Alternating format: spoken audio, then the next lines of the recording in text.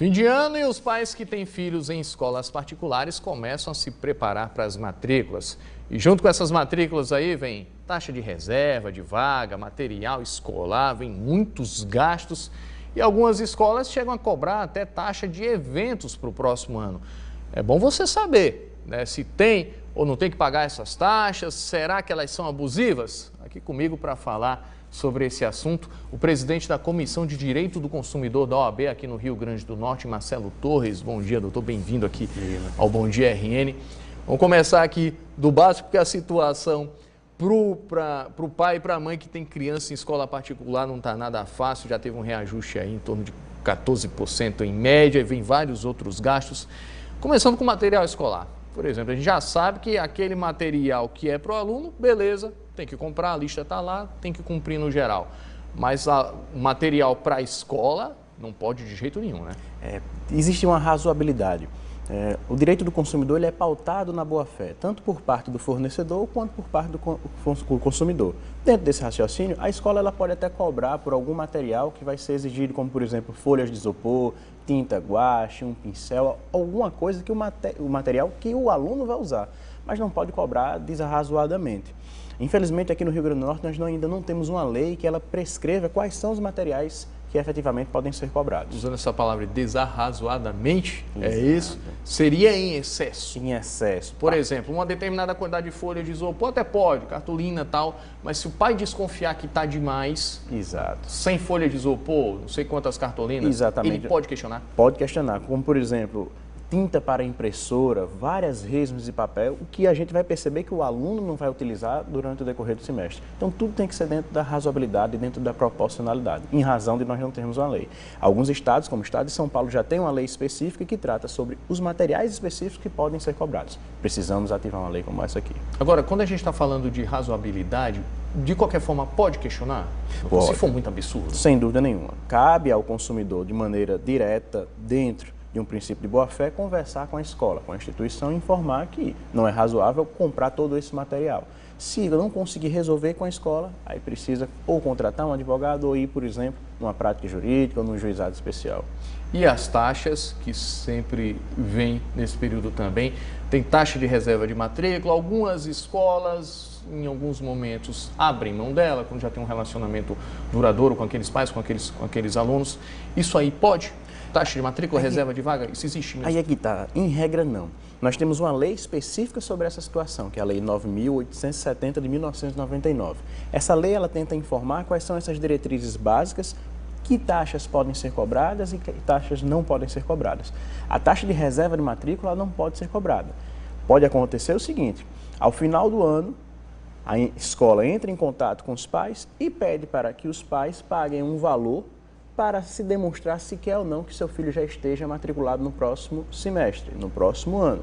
E aí esse valor vai ser abatido na próxima mensalidade. É como se fosse um calção, dá para fazer essa comparação, né? Exatamente, como se fosse uma calção para se dar uma garantia. Uma garantia de que ele realmente tem interesse em matricular ou manter o filho ou a filha lá naquela escola. Mas cobrar a taxa acumulado com a mensalidade não, porque aí seria uma venda casada. Ora, o consumidor contrata o quê? A prestação de serviço de ensino. Então, ele não pode pagar pela prestação de serviço de ensino acumulado com uma taxa que não faz sentido nenhum. É considerado abuso. É abuso. Tá aí, gente, olha, taxa de inscrição, taxa de matrícula, de reserva de vaga, se não for debitada lá da matrícula, da mensalidade, está errado. Perfeitamente. É abuso. Então, vamos lá para outras taxas também. Taxa de eventos.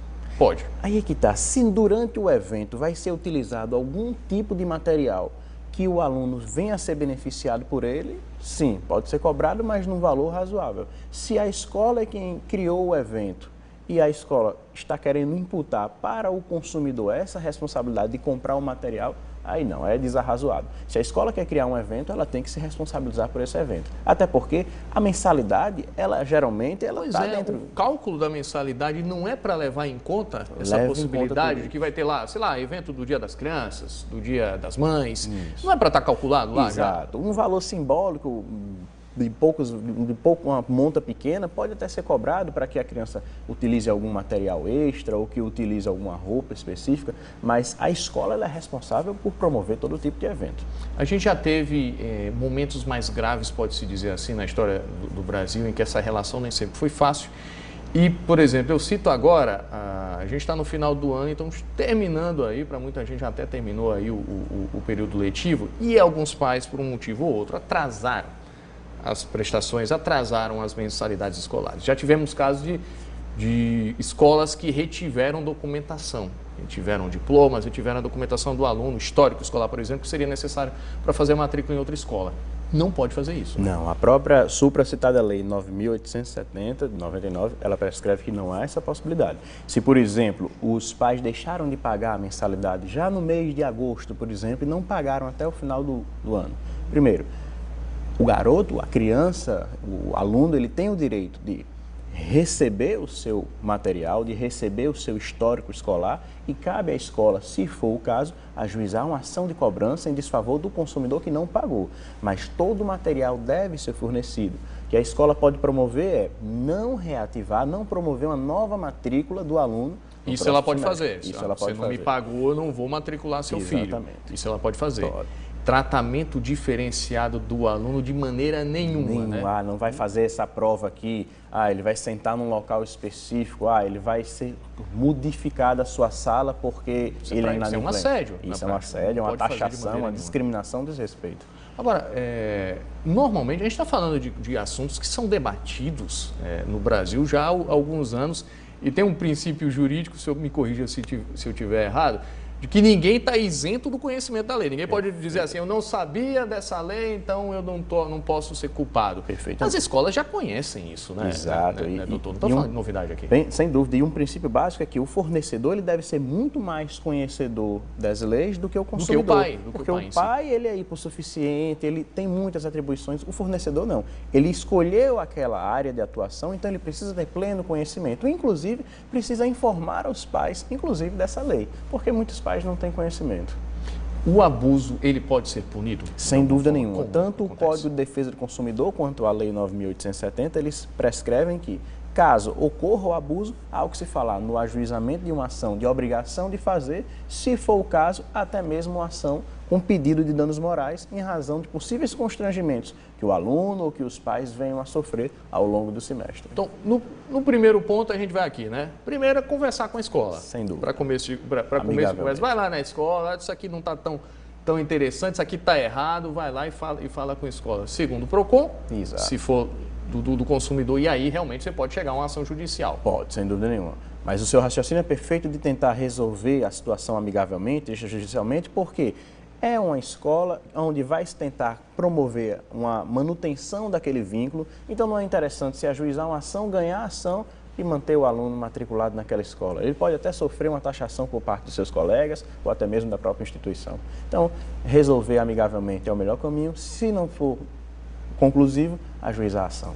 Aí, vamos dizer assim, resolveu tudo, né? Você entrou em acordo com as taxas, está tudo certinho, o material escolar está tudo certinho, mas a gente tem um reajuste que foi considerado alto e normalmente as escolas particulares não costumam aplicar reajustes baixos, normalmente costuma ficar acima da inflação. A inflação esse ano deve fechar em torno de 6,7%, todo 7%, fechando aí, arredondando, e a gente tem um reajuste aí que é praticamente o dobro, aliás, é mais do que o dobro, 14% e alguma coisa.